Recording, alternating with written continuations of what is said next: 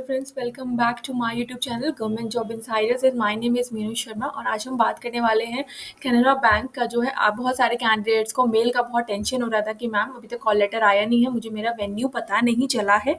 तो ये एक मेरे सब्सक्राइबर है, उन्होंने मुझे अपना जो है अपना जो कॉल लेटर है वो डाउनलोड करके सेंड किया। Thank you so much for this. Because ये इसकी ज़रूरत मुझे इसलिए होती है क्योंकि अगर मुझे मेरे पास कॉल लेटर होगा तो मुझे पता चलेगा कि उसमें क्या क्या मेंशन है और क्या क्या मेंशन नहीं है।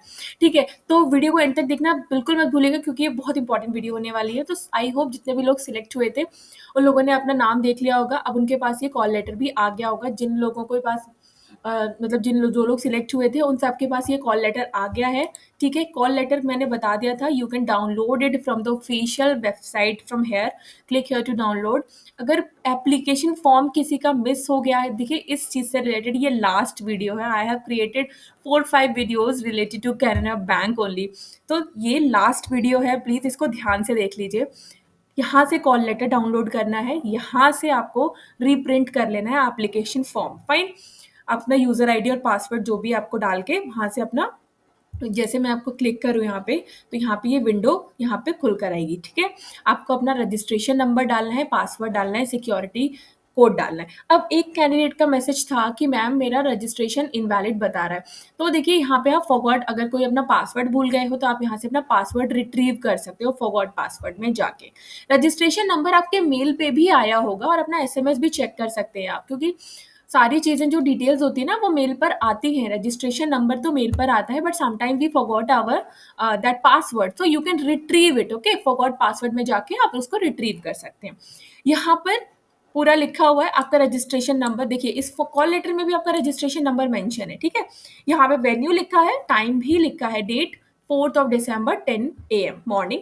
यहाँ पे आपको वो ही फोटो लगानी है जो आपने ऑनलाइन एप्लीकेशन फॉर्म में फिल की थी। यहाँ पे it is written photograph should match with the one uploaded in the IBPS online application. जो फोटो आपने ऑनलाइन फॉर्म में लगाई है वही फोटो लगानी है।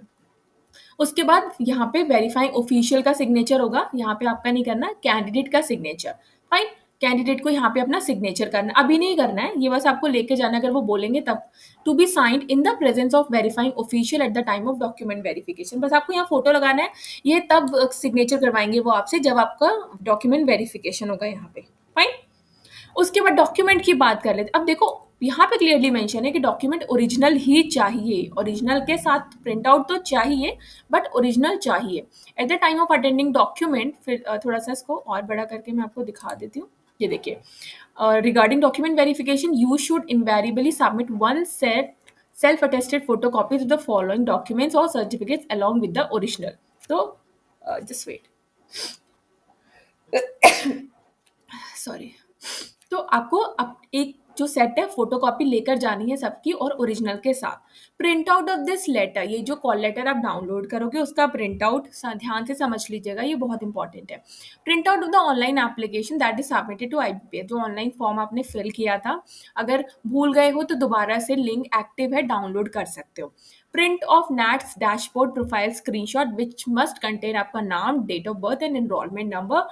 आपने नैट्स की प्रोफाइल पे अपना प्रोफाइल बनाया होगा जिसमें आपका नाम, date of birth, enrolment number होगा, उसका स्क्रीनशॉट ले लेना और उसकी फोटोकॉपी निकाल लेना। ठीक है, डेट ऑफ बर्थ में प्रूफ में आप 10th की मार्कशीट, 12th की मार्कशीट जिसमें भी आपकी डेट ऑफ बर्थ मेंशन हो वो, marks card and certificate of class 10th 12th और जो भी आपने ग्रेजुएशन किया, पोस्ट ग्रेजुएशन किया है, डिप्लोमा किया है, उन सब का मार्कशीट और सर्टिफिकेट, यानी कि स्कूल लिविंग सर्टिफिकेट होता है और आपकी मार्कशीट होती है। आपके पास जितने भी ओरिजिनल डॉक्यूमेंट है ना, आपको वो तो ले जाने ही हैं। ठीक है, 10th से रिलेटेड है, 12th से रिलेटेड है, डिग्री से रिलेटेड है, फाइन, उन सबकी और फोटो कॉपी भी लगानी है। ठीक है, फोटो कॉपी मस्ट है। ईयर वाइज है या फिर सेमेस्टर वाइज मार्कशीट है वो चाहिए। प्रोविजनल डिग्री सर्टिफिकेट या फिर फाइनल डिग्री, अगर किसी कोई कह रहा है कि मेरे पास दोनों ही नहीं है तो सीरियसली आप जो है डिस्क्वालीफाई हो जाओगे वहाँ पे डॉक्यूमेंट वेरिफिकेशन में, क्योंकि यहाँ पे चाहिए। और graduation issued by the university in support of their eligibility.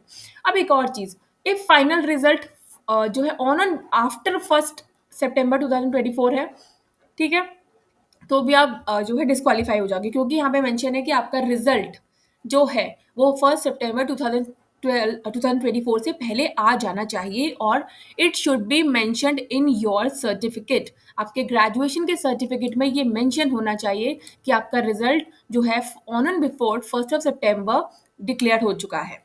If the final result of graduation is not mentioned in the certificate or mentioned after, candidate has to submit a certificate from the college or the university for having declared the result of graduation on and before 1st of September. Fine. Candidate select, आप जो भी category के हो उस category का certificate लगाना है, relevant valid caste certificate central government के फॉर्मेट में। Please note that the caste name जो है वो बिल्कुल लेटर बाय लेटर मैच करना चाहिए mentioned in the central list of the state. ठीक है। कैंडिडेट सिलेक्टेड अंदर SC ST OBC कैटेगरीज, आपको वो अपना सर्टिफिकेट देना है सेंट्रल कैटेगरी का, सेंट्रल उसका, स्टेट का नहीं है, सेंट्रल का ही यहाँ पे चलेगा। Candidate belonging to OBC category है बट अंडर क्रीमी लेयर आता है एंड और if their caste does not find in the central list, आपको रिजर्वेशन नहीं दिया जाएगा। Disability certificate in the prescribed format issued by the district medical board in case of person with benchmark disability. Benchmark disability है तो उसका जो है certificate चाहिए डिस्ट्रिक्ट मेडिकल बोर्ड का, इशू किया गया और district medical board in case of person with benchmark. Economic EWS category से हो तो इनकम एंड एसेट का सर्टिफिकेट चाहिए। फाइन। ये सारी चीजें मैं आपको पहले भी बता चुकी हूँ, बाकी इसमें ऐसा कुछ बहुत ज़्यादा बताने का है नहीं है। तो कॉपी लगानी है, ठीक है, कि आपके पास या तो ड्राइविंग लाइसेंस है, पैन कार्ड है, वोटर ID है, उसमें किसी की चीज़ की फोटोकॉपी लगानी है।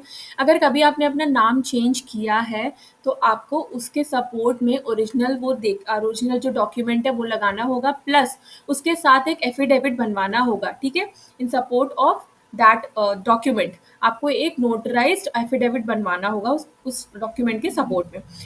द 3 पासपोर्ट साइज फोटोग्राफ, जो भी आपने ऑनलाइन सबमिट किया था फॉर्म, उसमें जो फोटो लगाए थे वैसे ही 3 पासपोर्ट साइज फोटोग्राफ लगाने हैं। एनी रेलेवेंट डॉक्यूमेंट, आपके पास जो भी डॉक्यूमेंट है कुछ आपको लगता है कि रेलेवेंट है तो वो भी लगाना है, वो भी आप। उसके बाद और ऐसा कुछ नहीं है। Photograph and signature of the candidate will be verified, जो भी आपने फोटो और आपके सिग्नेचर्स को वेरीफाई किया जाएगा वहाँ पे, जो भी आपने ऑनलाइन फॉर्म में जैसे सिग्नेचर और फोटो लगाया होगा।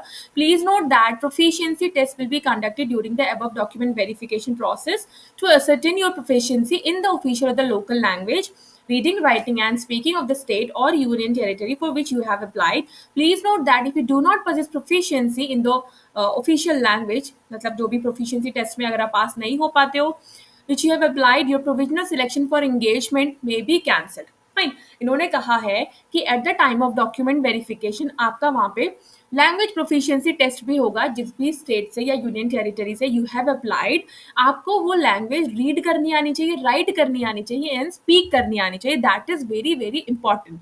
हो सकता है कि अगर आप ये ना करें तो आपका कैंडिडेचर जो है वहाँ पे रिजेक्ट हो जाए। Fine.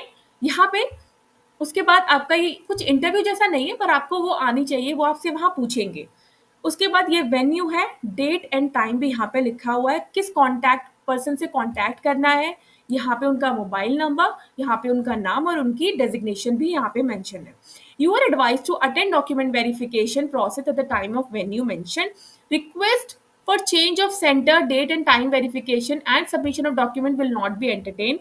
If you do not attend the document verification process at the above time or date mentioned, it deemed that you are not interested to join this apprentice training program and your candidature will be cancelled automatically. So if you think that I am not able to go और मुझे नहीं जाना है, then your candidature will be cancelled automatically. Please note that you have been called on the above mentioned date and time at the specific venue for the document verification only. Candidates should bear their own travel and expenses to attend the verification, to have make their own arrangement and boarding and lodging. Candidates should follow social distancing norm with each other. ये यहाँ पे Canara bank की तरफ से है। तो आई hope अब कोई भी डाउट नहीं होना चाहिए आपको। सारे डॉक्यूमेंट्स प्रॉपर्ली रेडी करके रखिए अपने, ठीक है, जो भी चाहिए सारे डॉक्यूमेंट। और आपको डेट पता चल गई है, वेन्यू पता चल गया, टाइम पता चल गया एंड द पर्सन के बारे में that you can go and contact, किससे कॉन्टैक्ट करना है, उनका mobile number is also there. So I hope अब इससे रिलेटेड कोई भी डाउट होना नहीं चाहिए आपको। This is my last video related to this Canara bank. और वीडियो अच्छी लगे और आपको हेल्पफुल लगी हो तो चैनल को like share subscribe and bell icon button को प्रेस करना नहीं भूलेगा। तब तक के लिए नमस्ते।